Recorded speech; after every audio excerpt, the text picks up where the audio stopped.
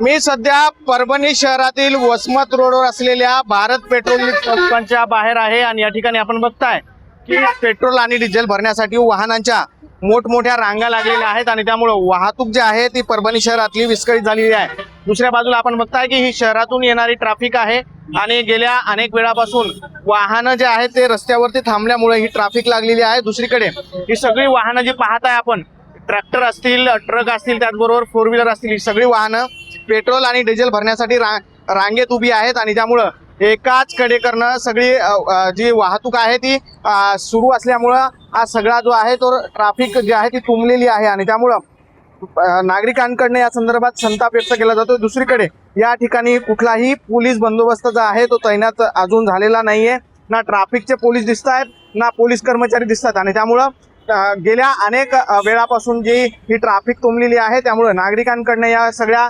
बाबींचा संताप जो आहे तो व्यक्त केला जातोय। सुविधा मिळत नसल्याचा आरोप या ठिकाणच्या नागरिकांकडनं केला जातोय। कॅमेरा पर्सन सुदर्शन पाटील सह ज्ञानेश्वर उंडा, TV9 मराठी, परभणी।